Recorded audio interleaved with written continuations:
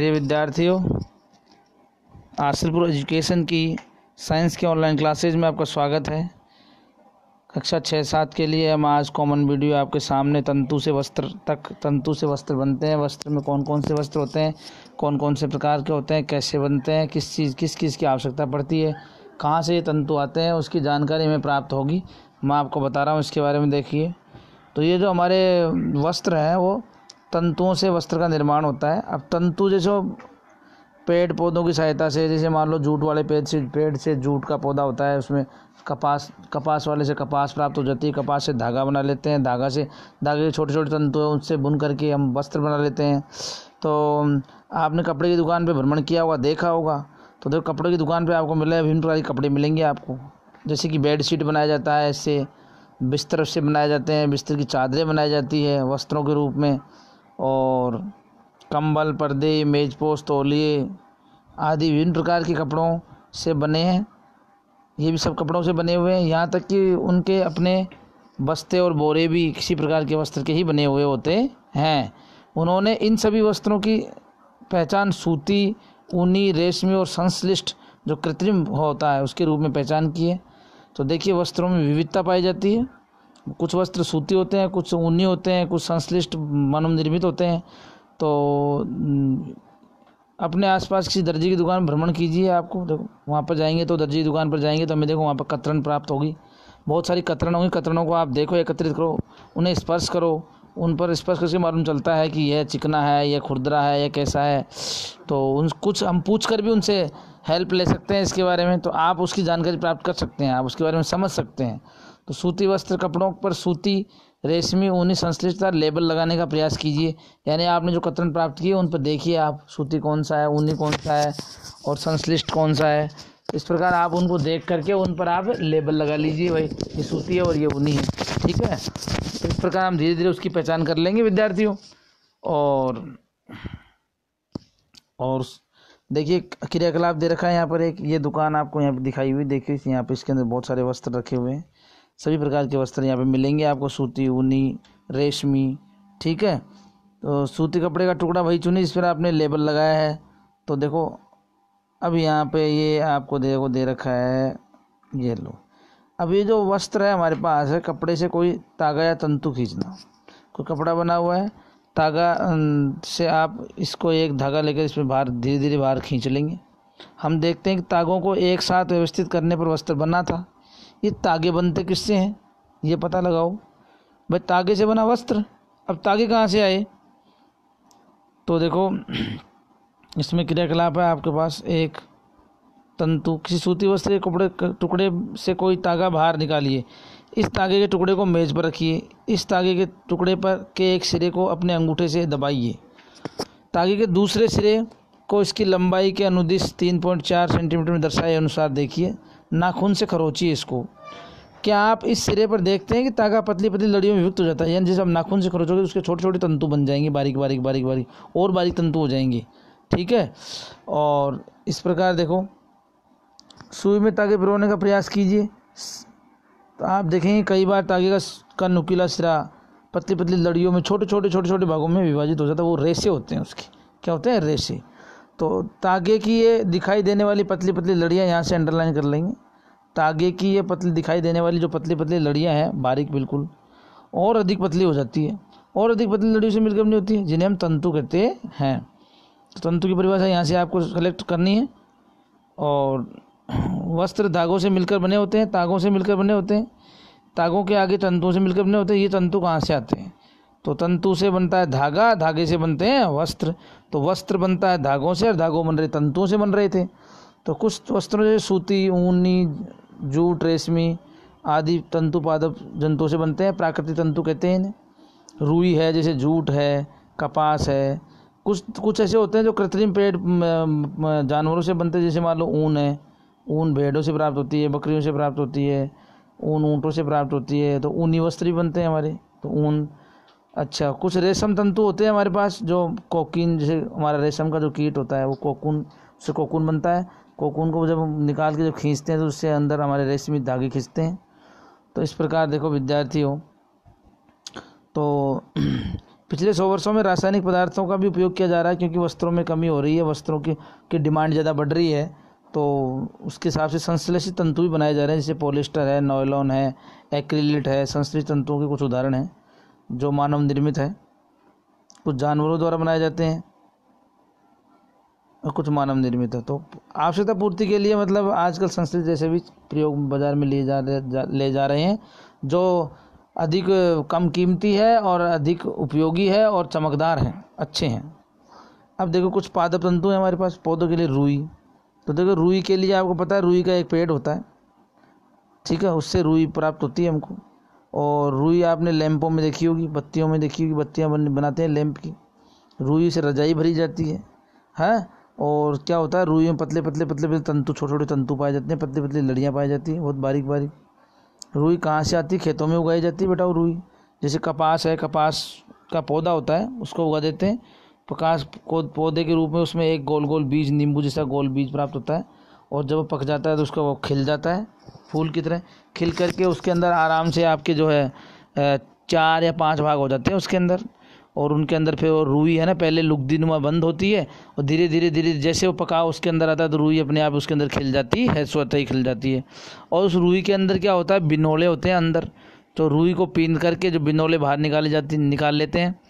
वो बिनोले जो होते हैं हमारे गाय भैंसों को हम खिलाते हैं ताकि उसमें वसा की मात्रा अधिक प्राप्त हो, गाय दूध अधिक दे, भैंस वगैरह। तो मतलब दूध की मात्रा बढ़ाने के लिए वो बिनोले का उपयोग करते हैं। और जो रुई जो बनती है जो श्वेत कलर की होती है, और उसकी सहायता से हमें मतलब रुई से, जैसे यहाँ पे चित्र दिया हुआ है आपको, जो कपास का, देखो कपास का खेत है आपका, देखो ये कपास का खेत है, यहाँ पर देखो चोंचनुमा ऐसी आकृति दी हुई है, यहाँ पर इसके अंदर कपास निकाल लेते हैं हम। और इस प्रकार का कपास से बिनोले भी इसी में से मिलते हैं, और कपास जो है ना, इससे रुई बनकर हमारी रजाइयाँ वगैरह भरी जाती है जो सर्दियों में काम आती है। अब देखो विद्यार्थियों, जूट के बारे में। जूट पटसन, ये एक पौधा है पटसन का, पश्चिम बंगाल, बिहार, असम में उगाया जाता है, सबसे अधिक मात्रा में पाया जाता है। और देखो जी इसके अंदर क्या होता है, ये पौधे को उगाते हैं कुछ दिनों तक, जब वो ये उग जाता है तो ये जब सूख जाता है इसको काट करके उसको पानी में हम डुबो कर रखते हैं कुछ समय के लिए। फिर हम क्या करते हैं, इसको तोड़ कर डंडियों की सहायता से इसके अंदर पटसन के तंतु निकाल देते हैं, जिनकी रस्सियाँ वगैरह बनाई जाती है, ठीक है। हाँ, जूट।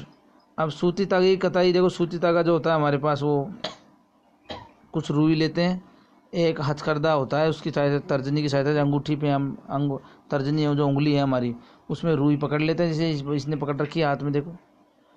और ये चरखा होता है, चरखे में ये लगाकर चरखा को घुमाते हैं तो ये अपने आप गोल गोल घूमते हुए इसके साथ चली जाती है, और धागा गोल गोल होता रहता है और धागे का निर्माण होता रहता है। तो सूती ये जो इससे हम धागा बना लेते हैं, धागा बनाने की प्रक्रिया है, उसमें ऐंठन लग जाती है उसके अंदर, धागे के अंदर धागा ऐंठता रहता है, ऐसे गोल गोल होता रहता है, तो इस प्रकार वह एक धागा बन जाता है।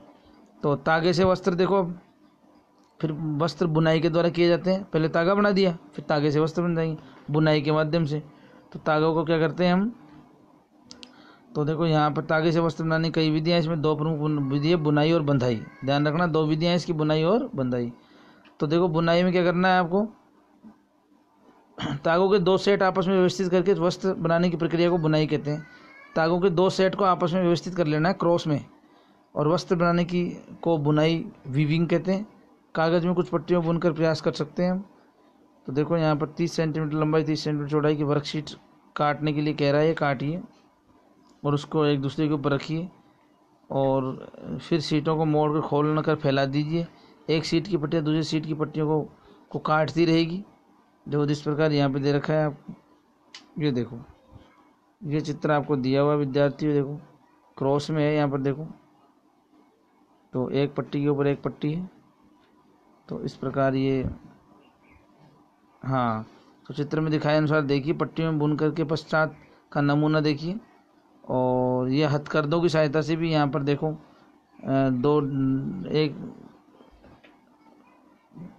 इसी ढंग से तागों को 2 सेटों में बुनकर वस्त्र बुने जाते हैं। वास्तव में कागज़ की पट्टियों की तुलना बहुत पतली होती है। वस्त्रों की बुनाई करदों पर भी की जाती है। ये औरत देखो यहाँ पे एक ये करदा है, हथकरदा, इसमें हाथ में कंगा सा ऐसा कुछ है, जो उसको मारने से ये क्या घुमाने से बार बार ये धागे सीधे हो जाते हैं इसके। तो कुल मिला के आपको देखना है, ये हथकरदों की सहायता से बुनाई की जाती, और ये विद्युत चालित भी है। ठीक है। तो और देखो उसके बाद में एक विशेष प्रकार की बुनाई, स्वेटर भी बुनते हैं हम, देखो ऊन से। तो स्वेटर बुनने के लिए हमें 2 सिलाई की आवश्यकता पड़ती है। सिलाई पर धागा चढ़ाते हैं, एक धागा दूसरे के ऊपर डाल दिया जाता है, धागा खिंचता रहता है और चलता रहता है आगे, और वस्त्र उधड़ता रहता है। और मोजे और बहुत सी अन्य पहनने की वस्तुएं जो है ना, वो बुनाई के द्वारा बनाई जाती है, ध्यान रखना। जैसे यहाँ पर ये बुनाई, स्वेटर की बुनाई हो रही है, यहाँ पे दो तार ले लेते हैं ऐसे हम, और दोनों के ऊपर यहाँ पर ऐसे इसमें गोल गोल गोल गोल फंदे बने होते हैं, 10 12 15 गिनती की इसकी काउंटिंग होती है अलग अलग प्रकार की, और एक का दूसरे में मिश्रण हो जाता है इसमें। इस प्रकार की स्वेटर की बुनाई की जाती है। तो अब देखिए विद्यार्थियों आगे, अब वस्त्र सामग्री का इतिहास है। तो आप जानने का प्रयास करेंगे हम वस्त्रों के विषय में। पूर्ण प्रमाणों का प्रतीक होता है कि प्रारंभ में लोग वस्त्रों की छाल, बड़ी बड़ी पत्तियों और तंतुओं की चर्म और समूर से आपके शरीर को ढकते थे। पहले जो है पूर्वज जो हमारे थे, वहाँ पर वस्त्र नहीं थे, तो उसके लिए क्या करते थे, वो वस्त्र नहीं थे तो पहले वो जैसे मान लो जंगल में गए, पत्ते वगैरह, पत्तों पेड़ पौधों की छाल वगैरह लपेटते थे, तो शरीर आधा उनका ढका हुआ रहता था, आधा नहीं ढका हुआ रहता था। तो वस्त्र पहले नहीं थे। तो धीरे धीरे धीरे धीरे विकास होने लग गया वस्त्रों में। तो बुनकर तैयार वस्त्र जो मतलब धीरे धीरे घास बुनकर चटाइयाँ डालियाँ बनाना सीखने लग गए, वो धीरे धीरे उनमें परिवर्तन हुआ, मतलब सीखने लग गए वो। लताओं, जंतुओं की ऊन, बालों के ऐठन से देकर लंबी लंबी लड़ियाँ बनाने लगे। इनको बुनकर वस्त्र तैयार किए गए और भारतवासी रुई से बने वस्त्र पहनते थे। गंगा नदी के निकट क्षेत्रों में उगाई जाती है रुई, और इसी प्रकार फ्लैश के माध्यम से, जिसमें प्राकृतिक तंतु प्राप्त होते हैं। प्राचीन मिस्र में जो है ना, वस्त्रों के लिए रुई और फ्लेक्स की कृषि नील नदी के निकटवर्ती क्षेत्रों में जाती है। तो मिस्र में है हमारे पास एक नील नदी, उसके निकटवर्ती क्षेत्रों में फ्लेक्स की कृषि की जाती है। अच्छा जी, उसके बाद में देखो सिलाई की सुई का आविष्कार भी हुआ। धीरे धीरे धीरे धीरे मशीनों का आविष्कार हुआ। तो परंतु यह आश्चर्यजनक बात नहीं है कि आज की भी साड़ियाँ, धोतियाँ, लुंगियाँ और पगड़ियों के बिना सिले वस्त्रों का के रूप में भी उपयोग किया जाता है। जिस प्रकार समस्त देश में खाए जाने वाले भोजन में अत्यधिक बिना सिले हुए वस्त्रों के रूप में प्रयोग किया जाता है। मतलब आज भी मतलब बिना सिले हुए वस्त्र जो है ना, जिनका प्रयोग करते हैं, जिनको सीधा बांध लेते हैं, जैसे लुंगियाँ हैं, लुंगियों सीधी बांध लेते हैं हम, ठीक है, सिलने की जरूरत नहीं, रेडीमेड हमको ऐसे मिलती है। धोतियाँ हमको ऐसे रेडीमेड मिलती है, उसको हम लपेट लेते हैं। साड़ियाँ हमको रेडीमेड मिलती है, उसको हम लपेट लेते हैं। तो सिलने की आवश्यकता नहीं है, सीधा सीधा वस्त्र आता है, लंबा सपाट, ठीक है, 6 मीटर 7 मीटर के आसपास। तो इस प्रकार समस्त देश में खाए जाने वाले पौधों में अत्यधिक विविधता देखने को मिलती है। ठीक उसी प्रकार वस्तुओं में, पहनने की वस्तुओं में भी अत्यधिक विविधता दिखाई देती है। तो यानी कि कपास, गोलक, कपास को निकालना ओटना कहलाता है। कपास को प्राप्त करना, उससे रेशे बन जाते हैं, रेशे की कताई करते हैं हम, कताई से तागे बन जाते हैं, और तागे से फिर वस्त्र बन जाते हैं। और वस्त्र बनाने के लिए बुनाई और बंधाई 2 प्रकार की प्रक्रिया है। तो अभी आपको दिया बुनाई और बंधाई। तो ठीक है विद्यार्थियों, तो देखिए अब सारांश हमारे पास है, इसको थोड़ा एक बार आपको भी नोट करना है। वस्त्र सामग्री अथवा वस्त्रों में विविधता होती है।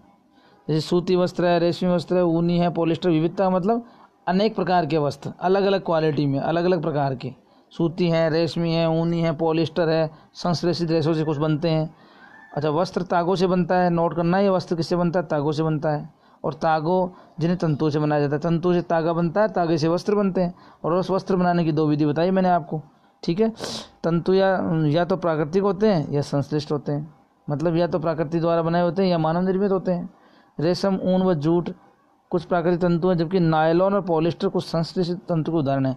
क्योंकि आजकल कपड़े की डिमांड बढ़ने के कारण नायलॉन के, पॉलिस्टर के वस्त्र आने लगे, चमकदार हैं, अच्छे हैं और कम पैसे में अच्छी वस्तु मिलती है। इसलिए लोग बाग, हमारे जो ज़्यादातर भारतीय, जो नायलॉन, पॉलिस्टर, चमकदार वस्त्र ज़्यादा पसंद करते हैं। रुई और जूट जैसे तंतु पादप से प्राप्त किए जाते हैं। तंतुओं से तागा बनाने की प्रक्रिया को कताई कहते हैं। और तागों को बुनाई 2 प्रकार से की जाती है, जिनसे वस्त्र बनता है। तो उम्मीद करता हूँ विद्यार्थी आपको ये वीडियो समझ में आया होगा। तो अब आप इसको एक बार रीडिंग कर लें, अच्छी तरह से देख लें, और उसके बाद हम आपको असाइनमेंट भेजेंगे, इसके बाद कंप्लीट करने हैं आपको।